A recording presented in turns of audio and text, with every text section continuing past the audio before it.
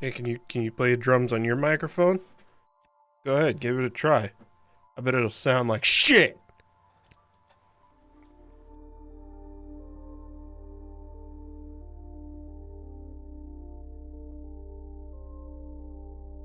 And we're playing Death Stranding, PC Alpha.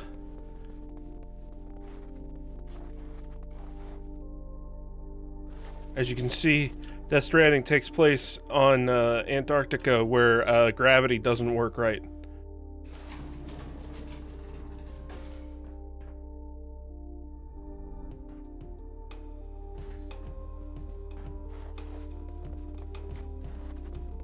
Are you fucking ready?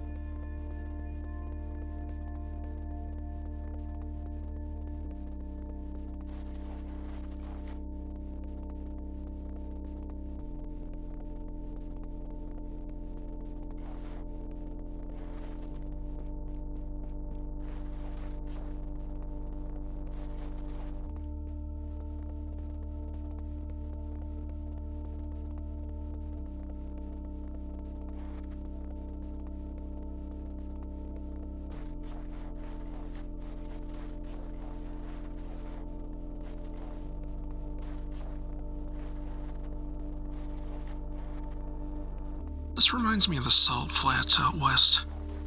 Obviously this is snow and not salt, but just the barren wasteland look of everything. You could see for miles around, nothing in the way. This kind of openness is something you just don't get to experience much anymore. Every skyline's broken by some building or sign or whatever. Even out in the country, see a barn or a grain silo. Can't remember the last time I've seen a swath of green plains without something ruining the scenery. I think that's why it's so important that we keep places like national parks, to preserve what little nature we have left. There's something to the self-correcting system that is nature on Earth that's so incredibly significant, yet so many of us take it for granted, or don't even appreciate it in the first place. I used to think of nature as something that humans have to work around, something that we're greater than. Don't get me wrong, I wholeheartedly despise being trapped within the limitations of my own natural existence. I'm a huge proponent of transhumanism. But I also think we need to develop that part of our society in tandem with the functions of nature. We've proven over the centuries that humans are the worst thing to ever happen to the world. But we could turn that around if we just cared enough. If humanity as a whole made it their purpose to make the world a better place, instead of building societies where the entire point of existing is to just try to further your own personal gains or the gains of others. Modern society has this disgusting self-importance, this massive egocentrism that permeates throughout everything that we do. I wonder if indigenous people in America would have turned into similar monsters had foreigners never shown up, or if they would have maintained their synergism with nature. Would the two sides of the world be at odds with each other's ways? A massive technological hellscape in the east, with a symbiotic nation of naturalists in the west? Probably not. The technological advantage would mean that the nature-bound people would inevitably be conquered and destroyed. Which, now that I think about it, is exactly what happened.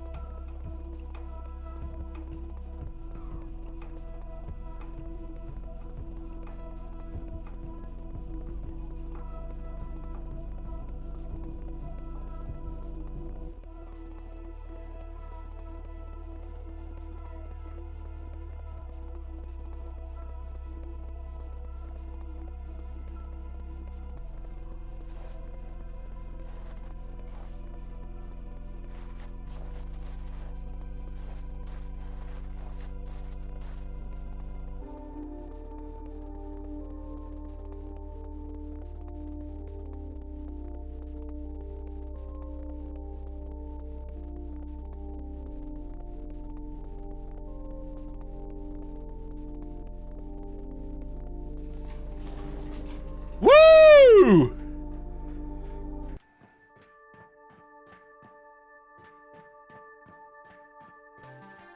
Yeah! That's fucking good shit, yeah? Alright! Now we gotta run this fucking intel back to the command center, you know? Oh man, we can almost afford that snowmobile. Oh shit. Oh, we can deliver lots of stuff. We can deliver more fuel stuff. We got lots of intel. Oh shit. I got points for that. What else can I deliver? Deliver this? Oh, maybe I can get that snowmobile. I just bought an energy drink on accident. Fuck!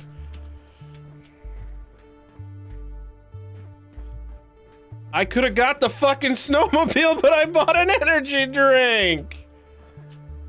Fuck! Where's it going?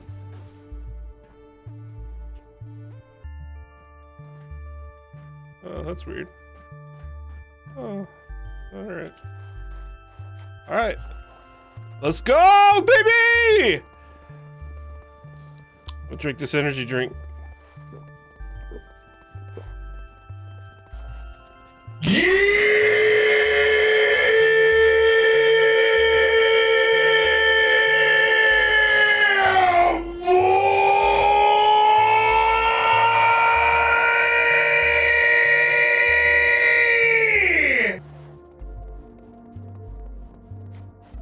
And now we're back to running.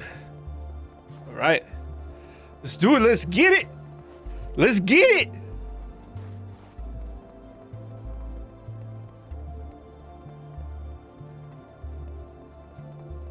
Is it ironic that we supposedly play games for escapism when so many games nowadays involve grueling, tedious, busy work? Are we truly seeking out some kind of fantasy of being someone else when some of the most popular games in the world involve simply driving a truck across the country?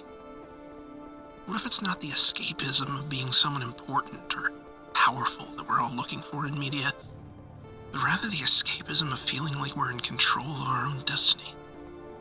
Like we truly have agency over our actions? What if escapism is simply the feeling of freedom? The one thing none of us truly has.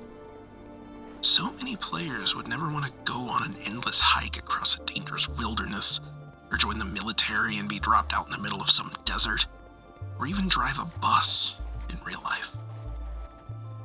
And yet we spend what little spare time we have pretending to do those very things. Are we really so bored with our daily lives that even the idea of delivering packages is more appealing than what we really do for a living? Or is it just the idea that we were able to choose to deliver packages? That we were able to choose to sit in a cafe and casually chat with an anthropomorphic fox woman with an ostensibly masculine voice who is named Alex Coon, while our own body is that of a cartoon high school girl, and Bowser's in the corner singing karaoke to a crowd made up of several variations of Hatsune Miku, a penguin, Peter Griffin, and a giant picture of Donald Trump. What was I talking about? Right, maybe it's just that we feel so forced into the lives we live out of necessity, rather than being allowed the choice of what we do. Even the more privileged amongst us, told that we have to go to college, we have to choose one of these career paths, we have to make as much money as possible or else we're failures. And the truth is that none of it's gonna matter in the end. Even if you succeed, we all just die.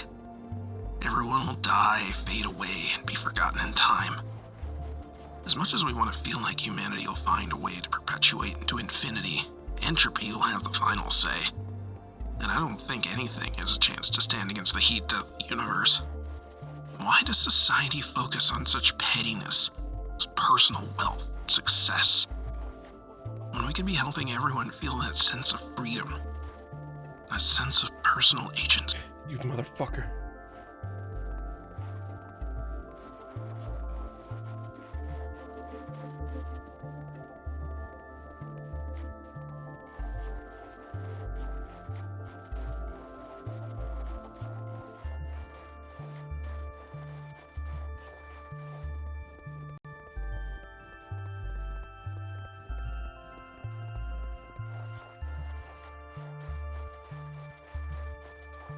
of those people who decided a long time ago that I'm not going to have children. I went through the same nonsense everyone who chooses not to have kids went through. Oh, you'll change your mind when you're older, it's different when it's your kids, and all that nonsense. But I often think about what my parents' lives would be like had I never been born. My mother had to drop out of college so that she could stay at home with me. My father had to abandon his career to be able to provide for us. They wouldn't have even stayed together if not for me coming along. They would have been free to go their separate ways almost a decade sooner than they ended up doing so anyway. They might have been able to actually do something that would have made them happy, instead of having to throw away all their ambitions to raise an accident. Of course, they could have chosen to have kids later. But when really is the right time for that? If you do it while you're in your 20s, you're throwing away the most agile years of your life. And you can establish your own identity, start your career, make friends outside of high school. In your 30s, you're lucky if you're financially stable enough to be able to afford a kid. Not to mention, that's when you can finally start really enjoying yourself, since you probably have a stable enough living situation to be able to do whatever you want within reason. Then, once you hit 40, you're getting old. Raising a 10-year-old when you're 50 would be a nightmare.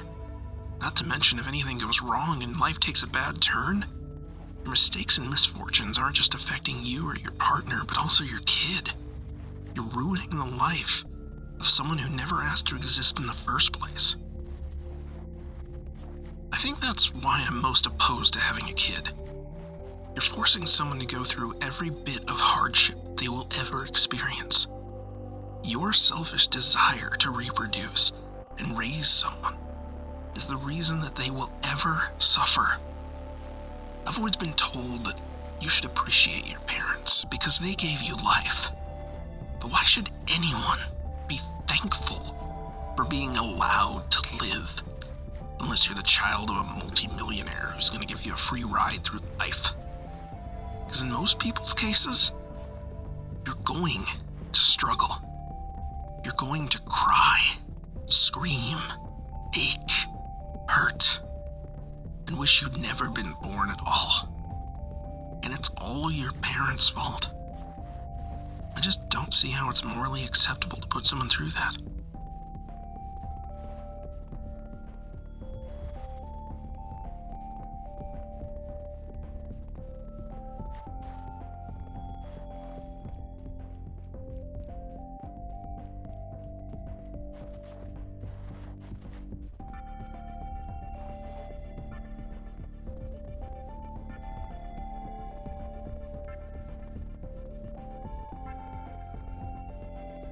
When I think about everything I've gone through to get to this point in my life, I often wonder whether it was really all worth it.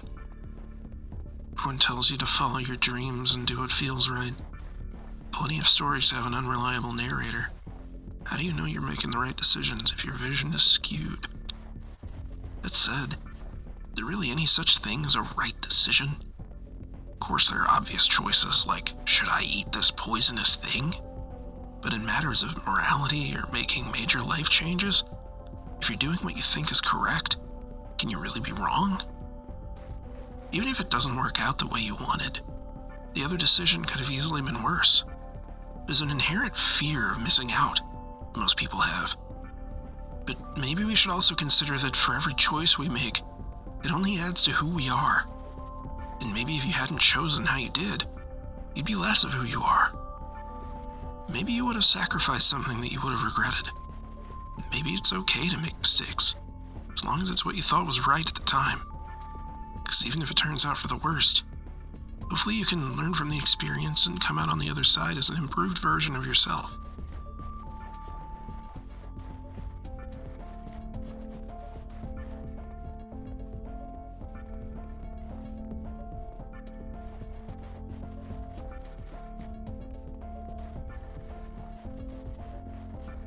Yeah, baby. Whoo, yeah. All right, where do I actually? Here we go. All right.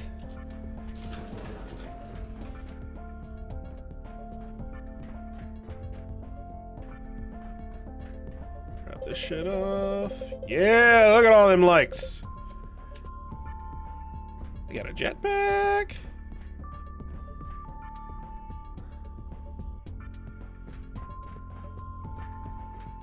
I got enough to get that snowmobile. How do we use a jetpack? Oh, there we go. Oh, okay. Oh, it runs out very quick. Oh, shit! Alright, let's try that again.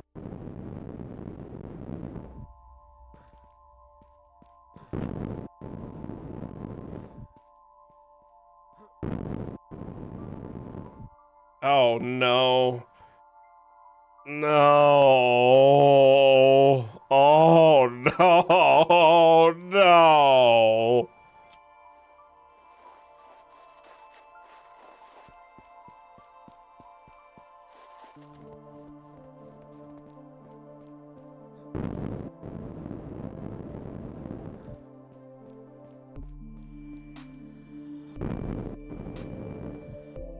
Oh, I was going. Oh, shit. Was that because I was going too fast? Whoa. Whoa. What the fuck? Oh, shit. There's a slow-mo button.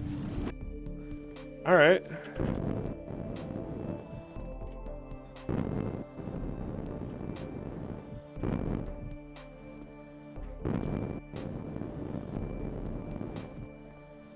Cock and ball torture, penis torture, or dick torture is a sexual activity involving application of pain or constriction to the penis or testicles. This may involve directly painful activities such as genital piercing, wax play, genital spanking, squeezing, ball busting, genital flogging, urethral play, tickle torture, erotic electrostimulation, kneeing, or kicking. The recipient of such activities may receive direct physical pleasure via masochism or emotional pleasure through erotic humiliation or knowledge that the play is pleasing to a sadistic dominant. Many of these practices carry significant health risks. Similar to many other sexual activities, cock and ball torture, or CBT, can be performed using toys and devices to make the penis and testicles more easily accessible for attack or for foreplay purposes. Ball stretcher. A ball stretcher is a sex toy that is used to elongate the scrotum and provide a feeling of weight pulling the testicles away from the body. This can be particularly enjoyable for the wearer as it can make an orgasm more intense, as testicles are prevented from moving up. Intended to make one's testicles permanently hang much lower than before, if used regularly for extended periods of time, this sex toy can be potentially harmful to the male genitals as the circulation of blood can be easily cut off if over-tightened. While leather stretchers are most common, other models consist of an assortment of steel rings that fasten with screws, causing additional but only mildly uncomfortable weight to the wearer's testicles. The length of the stretcher may vary from 1 to 4 inches. A more dangerous type of ball stretcher can be homemade simply by wrapping rope or string around one's scrotum until it is eventually stretched to the desired length. Ball crusher. A ball crusher is a device made from either metal or often clear acrylic that squeezes the testicles slowly by turning a nut or screw. How tight it is clamped depends on the pain tolerance of the person it is used on. A ball crusher is often combined with bondage, either with a partner or by oneself. Parachute.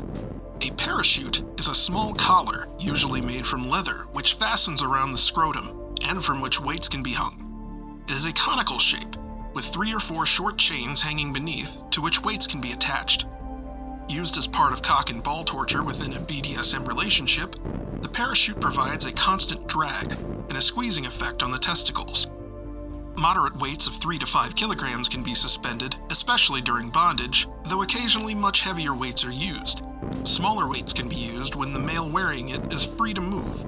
The swinging effect of the weight can restrict sudden movements, as well as providing a visual stimulus for the dominant partner. Humbler. A humbler is a BDSM physical restraint device used to restrict the movement of a submissive male participant in a BDSM scene. The humbler consists of a testicle cuff device that clamps around the base of the scrotum, mounted in the center of a bar that passes behind the thighs at the base of the buttocks. This forces the wearer to keep his legs folded forward, as any attempt to straighten the legs even slightly pulls hard on the scrotum, causing anything from considerable discomfort to extreme pain. Testicle cuffs. A testicle cuff is a ring-shaped device around the scrotum between the body and the testicles, which, when closed, does not allow the testicles to slide through it. A common type has two connected cuffs, one around the scrotum and the other around the base of the penis. They are just one of many devices to restrain the male genitalia. A standard padlock may also be locked around the scrotum. Without the key, it cannot be removed. Some passive men enjoy the feeling of being owned, while dominant individuals enjoy the sense of owning their partners. Requiring such a man to wear testicle cuffs symbolizes that his sexual organs belong to his partner, who may be either male or female. There is a level of humiliation involved, by which they find sexual arousal. The cuffs may even form part of a sexual fetish of the wearer or his partner. However, these are extreme uses of testicle cuffs. More conventionally, the device pulls down the testicles and keeps them there during stimulation, which has a number of benefits. Making the penis appear longer. Pulling the testicles down and away from the base of the penis stretches the skin over the base of the penis and pubic bone, exposing the additional inch or so of penile shaft that is normally hidden from view. Improving sexual arousal. While some men may be aroused by the feeling of being owned, the physical feeling of stretching the ligaments that suspend the testicles has an effect similar to the more common practice of stretching one's legs and pointing the toes. Preventing the testicles from lifting up so far that they become lodged under the skin immediately adjacent to the base of the penis, a condition which can be very uncomfortable, especially if the testicle is then squashed by the slap of skin during thrusting and sexual intercourse. Delaying or intensifying ejaculation by preventing the testicles from rising normally to the, quote, point of no return. It is much harder to reach an orgasm. Cock harness. A cock harness is a penile sex toy designed to be worn around the penis and scrotum. Its function is similar to that of a cock ring. These devices are often associated with BDSM activities. The Gates of Hell is a male chastity device made up of multiple cock rings that can be used for CBT. Callie's Teeth is a metal bracelet with interior spikes that closes around the penis and can be used for preventing or punishing erections. Ball busting. Ball busting is the practice of kicking or kneeing men in the testicles. It carries several medical risks, including the danger of testicular rupture from blunt trauma. CBT in Japan. Tamakeri, literally ball kicking, is a sexual fetish and subgenre of BDSM within which a man's testicles are abused. The genre is also referred to as ball busting, or BB for short. Tamakeri is the Japanese term, but it is used by many non-Japanese people to describe media wherein Asian people, mainly women, are participating in it. The dynamics of tamakeri consist of a masochist having their testicles hurt by a sadist. The fetish is popular among heterosexual and homosexual men and women. In hentai communities, it is often identified by either tamakeri or crotch_kick. Denkianma, literally electric massage, is a popular Japanese prank played between two people where one person puts their foot into the genital area of the other and shakes it in a vibrating motion. Often this is done by grabbing the other person's feet, raising them, and then placing one's own foot on their crotch and vibrating it. This is often done between school-aged boys as a prank similar to concho, and could be seen by a Western audience as a type of bullying. In 2007, the crisps company Doritos released a new flavor of potato chip called Denkianma. Safety. Loss of blood flow is one of the biggest risks in cock and ball torture, which can be seen with loss of color and edemas. Bondage in which the testicles are tied to something else is especially dangerous, increasing the risk of testicles being damaged through excessive tension or pulling. The most serious injuries are testicular rupture, testicular torsion, and testicular avulsion, which are medical emergencies that require urgent medical attention. Off we go to the secure facility.